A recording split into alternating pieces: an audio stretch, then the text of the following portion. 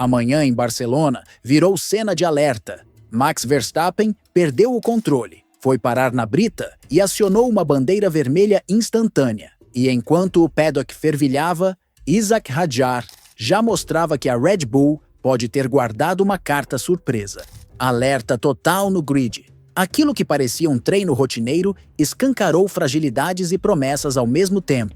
Logo depois do reabertura às 9 horas, Verstappen saiu para rodar no RB22 e poucos minutos depois, a corrida de testes foi interrompida. A preocupação foi com danos estruturais no assoalho, suspensão e com destroços que poderiam transformar a sessão em um seríssimo risco de segurança. Se Verstappen deu um susto, Isack Hadjar virou notícia por mérito técnico. Foi o primeiro a estrear o RB22 e saiu com um relatório de motor que deixou engenheiros em êxtase. Hadjar completou o primeiro dia sem problemas relevantes e, segundo fontes não oficiais, o funcionamento do conjunto propulsor in-house foi mais previsível e maleável do que se esperava. Tradução: a Red Bull pode ter avançado na entrega de potência sem sacrificar dirigibilidade. Se isso se confirmar, há uma faca de dois gumes. Por um lado, um possível salto de performance.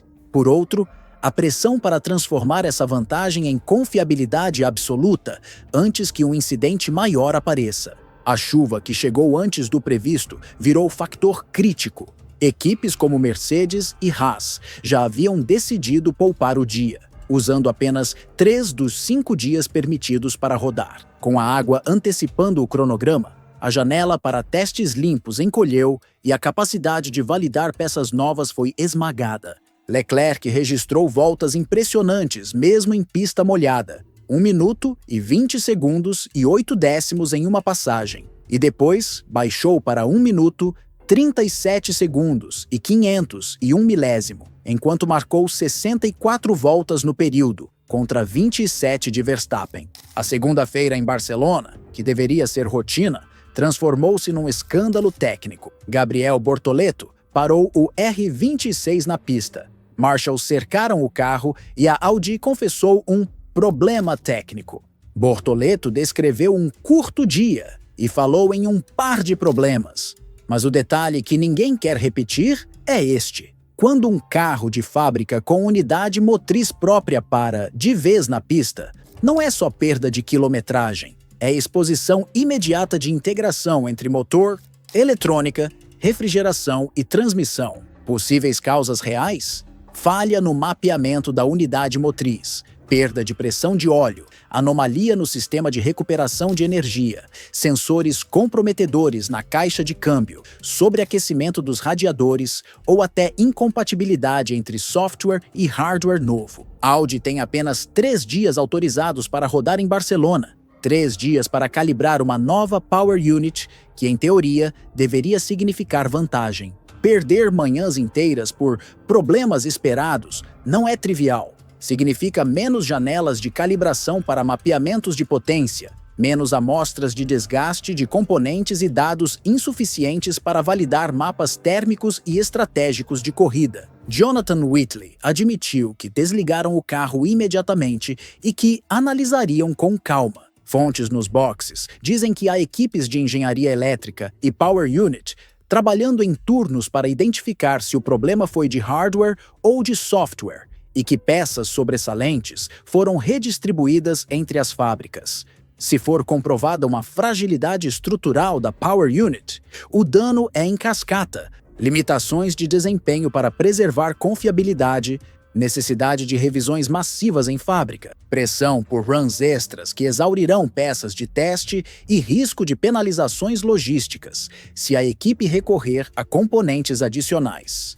O que aconteceu nos primeiros giros da Mercedes em 2026 não foi normal, não foi discreto e muito menos passou despercebido. Bastaram poucas voltas em Barcelona para acionar um alarme silencioso no paddock inteiro. Fontes começaram a falar em flashbacks.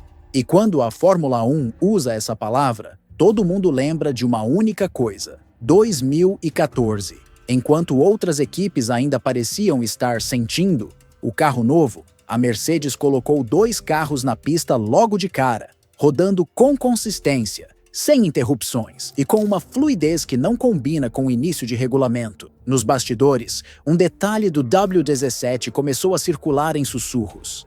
Um conceito aerodinâmico considerado revolucionário para a reta, algo que pode reduzir arrasto sem comprometer estabilidade em curva longa. O resultado prático disso não aparece em tabela de tempos agora, mas aparece na leitura de GPS e no comportamento do carro em saída de curva. Fontes apontam que Adrian Newey teria ficado furioso ao perceber o que a Mercedes encontrou no motor e na relação de combustível, um possível ajuste fino que gera ganho constante, volta após volta, enquanto Red Bull e Audi se perguntam se podem sequer aumentar o mapa de potência sem comprometer a chegada ao fim da corrida. A Mercedes parece confortável. Se a Mercedes realmente acertou no motor e na filosofia do carro, o impacto não fica só em Brackley. McLaren, que utiliza o mesmo conjunto, entra automaticamente na conversa. De repente, o grid passa a ter duas equipes com acesso a uma base técnica extremamente sólida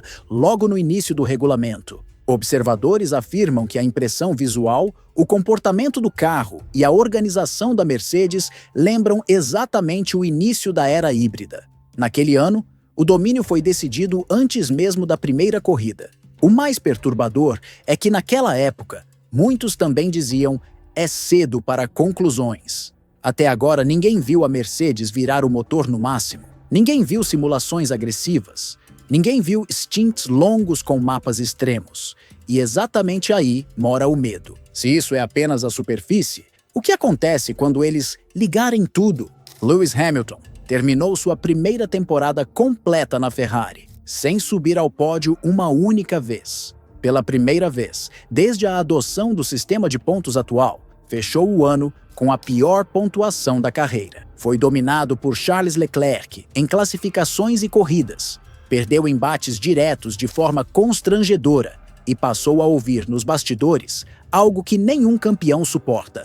Já deu. Essas falas atingiram Hamilton em cheio. Fred Vasseur tomou uma decisão brutal ainda em abril: interromper o desenvolvimento do carro de 2025 para direcionar recursos, pessoal e tempo para o projeto 2026. Na prática, Hamilton e Leclerc passaram a correr com um carro congelado enquanto rivais evoluíam. O resultado foi previsível e cruel. O britânico virou estatística negativa enquanto a Ferrari acumulava dados, simulações e horas de túnel de vento, pensando exclusivamente no novo regulamento. O SF26 nasceu com foco total na nova era, nova arquitetura aerodinâmica, integração profunda entre chassi e unidade de potência, redistribuição de massa para favorecer eficiência elétrica e um conceito que privilegia estabilidade em entradas de curva longa, exatamente onde Hamilton sempre foi mais forte. As críticas públicas, a comparação com Leclerc e o fantasma da aposentadoria despertaram algo perigoso: um piloto sem nada a perder. Internamente, fala-se em demônios acordados. Fred Vasseur insiste em cautela, repete que Melbourne não define campeonato e que o desenvolvimento será agressivo ao longo do ano. Hamilton foi humilhado por incompetência própria ou foi sacrificado conscientemente por uma Ferrari obcecada por 2026? O SF26 é realmente o carro que devolve Lewis à briga pelo 8º título ou apenas mais uma promessa vermelha que vai quebrar expectativas?